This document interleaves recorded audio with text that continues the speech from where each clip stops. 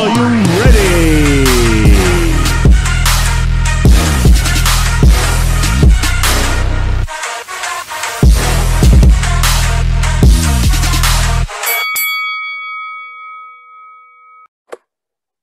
So welcome to JG's Fight Talk, sponsored by Rich's Boxing and Limitless Creations. And with me now, long awaited, Lianne Bush. How you doing, Lianne? Hi, I'm good, thanks. Are you? Yeah, really good, really good. It's a bit lighter in the evenings now, and we're seeing a bit of the light at the end of the tunnel now. So yeah, makes running a bit better. I didn't used to think I mind running at night when it's dark and stuff, but I think I prefer the light night. So yeah, suiting training this lighter times. Yeah. And you know where you're running? Yeah. I fell over last year and smashed all my phone because I was running in the dark. So yeah. So there you go. Positives all round. But Lianne, not many people might know who you are. No. So go back to the start. And it's not a bad thing because now they're going to find out. So exactly. Where did it all begin for you? Because it wasn't always boxing. It was a bit of jiu-jitsu. Yes. Yeah, so it started with Brazilian jiu-jitsu, actually, with the gi and the rolling on the ground and getting your head knelt on and all that jazz. So that's where it started about 6-7 years ago. And then it was a gym that did everything. So MMA, boxing, K1 and the BJJ. So just noticing a bit of the sparring going off and thought I'll do those classes as well. And just started turning up for some of the K1 classes and just absolutely fell in love with kicking people. So that is the avenue that I tried to go down, but the fights just weren't there. So I stumbled somehow onto boxing with Jay Shinfield and it's just took off and I've never looked back. So how did you take the that transition period from sort of kicking people to then having to sort of restrain your legs to only punch someone? Was it quite easy or?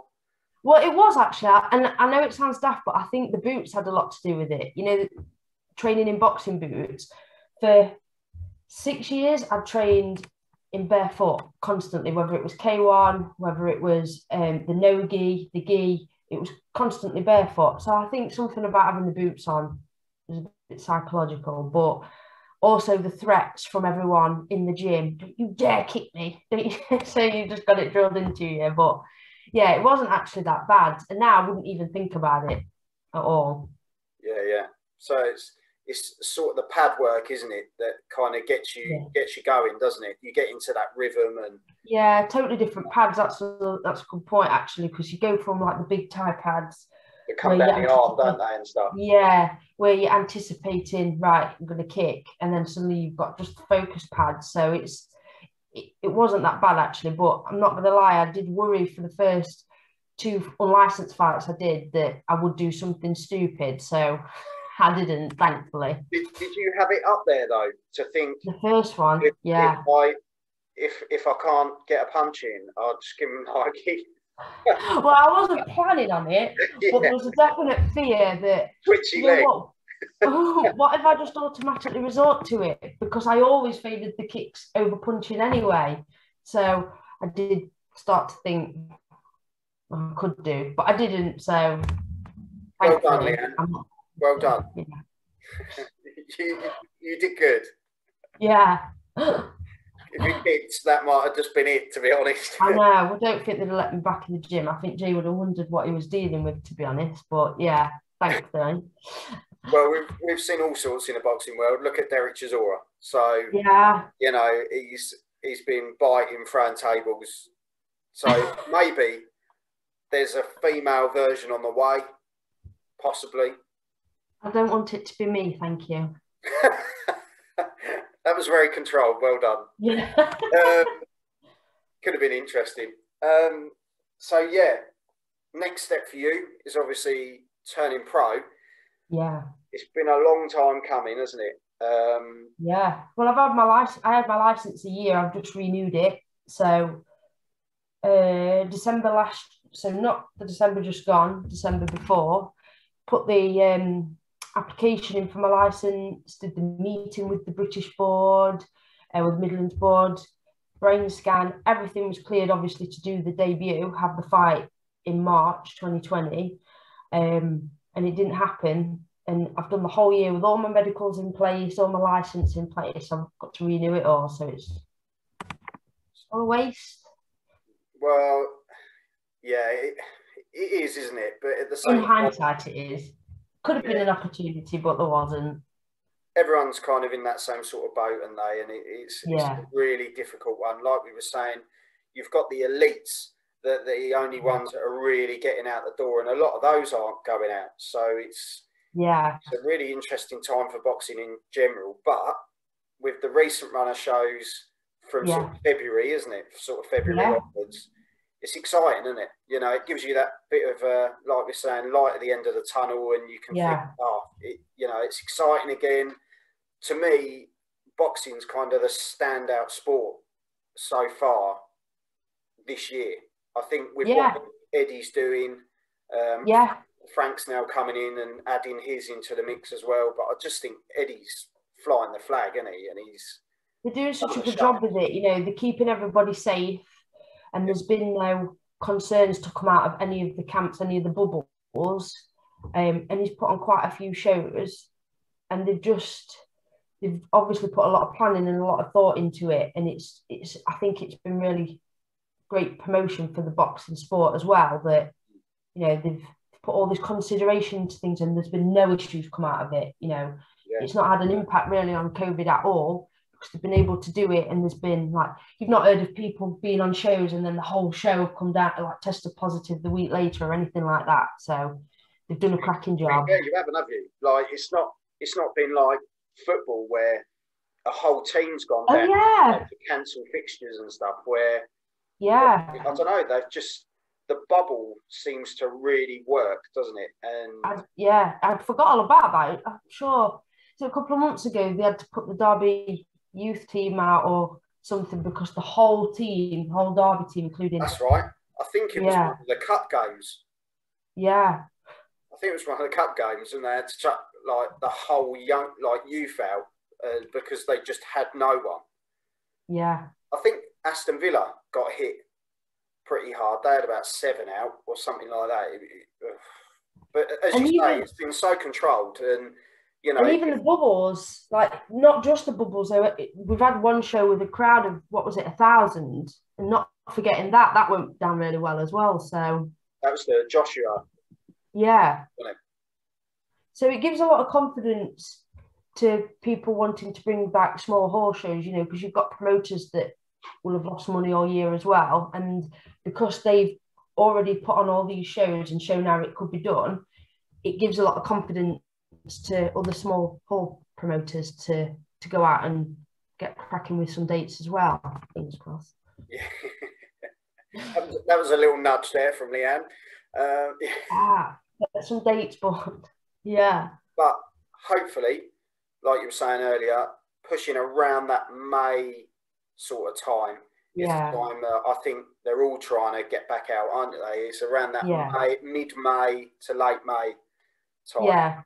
And I think as a fighter, it's important to assume and use that as your fight date, even if you haven't got a fight date, because you don't know what opportunities are going to spring up, because it won't be just every promoter being able to flood back as they were putting shows on before. So opportunities could be tight, and they're going to only be able to go to those fighters that have been staying on it and staying on weight. So I'm definitely using it as my date in mind.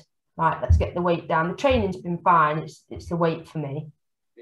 Well, I've been watching you on the, well, it sounds really, really weird, like I'm at the window or something, but it's, I'm watching a video where you've been doing the pads and stuff like that, and, you know, sack the trainer. I've seen it all, you know. Rendell, and it barges into me. New tactics is thrown in there, I think. But it's, you know, good hand speed, you know, good footwork. You know, you've got that there, and as you say, it's just that case of being ready, because you don't know. Like, I know Eddie's definitely been banging on about it because he's been saying, look, if people drop out here, I want to get someone in. And it could be anyone because he doesn't want the card to go. And up to this point, I don't think any cards have gone. Even Frank Warren, I think, lost 2 main event fights the other night. Yeah. So he just pushed the rest of the card up. So those youngsters and people that were sat like 3rd or 4th were like co and main event on a card. Like, how many? That's it. You've got to be ready for anything with the current situation. And on the one hand, it's really exciting. You don't know what it can do for your career. And on the other, you don't know what it can do for your career. So you really do need to be ready. And like we were saying, you know, I've not had the year of boxing, as in I didn't get my debut and I haven't been out in the whole year, but we've used that year to just spar constantly. If we could spar every week, we'd spar every week. And just constantly keeping active. And how I would have had my debut to how I'm going to have my debut, I'll be 2 different people. So in that way, it's been a bit of a blessing. But yeah, we've just had to take the positives and use the time well. And now's your time to name drop. Who have you been sparring? Been sparring with Rachel Ball. I've heard of her. Yeah, lovely girl, absolutely amazing. Rachel's a key example of how staying ready can change your career. She stayed ready. She put herself in that position to take the Shannon fight when we first went into lockdown. And because she was so ready, because she sacrifices a lot and trains really hard, look at the opportunity she took. And look what it's done for her. So huge inspiration with Rachel. And because I train with Rendell and he's Leicester based, I get to spar Ellis Hopkins, who signed with MTK, most weeks, unless we have a bit of a break. So that's been really good as well. Yeah. Well, as you say, Rachel Ball's a prime example because, you know, she literally flew out the door basically. Shannon Courtney is the only way to describe it. Completely boxed her and put herself on a platform. Yeah.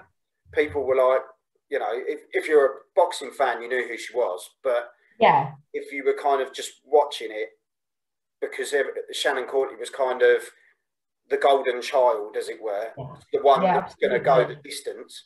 And then this tall, you know, sort of out of nowhere girl comes out of nowhere, and you think, of course, she's going to have a hard job because, you know, Shannon's a real brawler.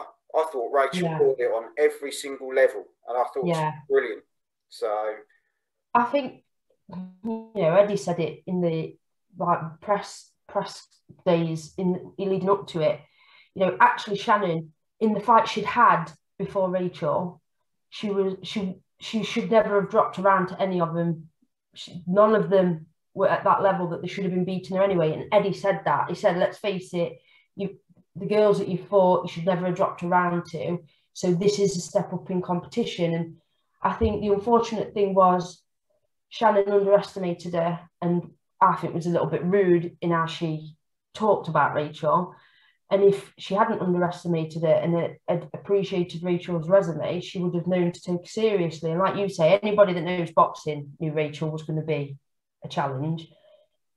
It's the people that didn't know her that she took by surprise, because she's flown abroad to fight. She's not afraid of anything. Yeah. Dangerous. You know, they say a happy fight is a dangerous one. And the way I saw her afterwards when she was interviewed and stuff, and she was in tears, you could see how much it meant. Absolutely. That's what I love how she picks on herself as well. She says that she's an ugly crier, and I think, you know what, it proves that she's got a great sense of humour as well. We all are. Yeah. But she's got a great sense of humour, and I think that was the other thing that Rachel has going into fights with people like Shannon, that they divide popularity, don't they? Shannon, she divides people. You're either a supporter or you're not. Yeah. There's no middle. That's why I think Twitter can be a bit scary. I think you need to be careful, you know, if I do get fights and start doing well, you know, you can blow up on things like Twitter, and there's nasty people out there that are just out to pull you down for no reason other than they're just weird, really. And you see some of the things and you think, has that made your day making that comment? Why? I think a lot of the time it's jealousy, or it's, you know, they'd love to be in that position, or they've got nothing else to do. And you know, not that that makes it right, but at the same time, you just think it's not worth it. It's not worth acknowledging or giving them the satisfaction that they've got to you, or they've sent that. Then yeah, let them crack on. But no, you know, absolutely not. You just think, you know, it's Lianne Bush's turn next. All the talk about Rachel Ball, I know you love her to bits, but it's going to be Leanne's turn next. Yeah. You know, and as you say, you haven't had that wear and tear as an amateur. No. You're coming in, you know, fresh-faced, ready to go. And, yeah, I really look forward to your career, and I think you can do really well. Yeah, definitely getting great advice. Got a lot of experience in Jay, Shinfield and Rendell. You know, Rendell's been there and done it. You know, world title challenger, European champion. You know, I've got no better support around me. It's just taking the right opportunities when they come. Because I've been asked a few times, you know, about, is there anyone I want to fight? You know, calling anyone out, and I think now, you know, I think just get me in there. Yeah, and I've still got a lot to learn, and you know, I'm not naive to that either. So you take the right fight at the right time, and I've still got a lot to learn on the job. So do it properly, I think. Yeah, no, and I think you will, Lianne. I think you will. You keep on plugging, and you keep going, because it's going to come, and when it comes, you're going to be ready, and that's all you can ask for. You know, as long as you go in with 100%, no one can say anything. No, absolutely. So I wish you all the best. And I'm really chuffed that you could come on. And, thank you. Say hello to your daughter as well. I hope she feels better soon and all the rest of it. Yeah, definitely. And yeah, we'll definitely get you back on again soon. Hopefully when you get a big fight news. Yeah. Or you can Rachel Ball in the future. Who knows? Yeah, that'd be an interesting one. Drop in there. Yeah, put that in. And yeah, no, I really appreciate your time. You take care. Oh, thank you for having me. Thank you. No problem at all. And I'll see you soon. Bye. Thanks, Lianne.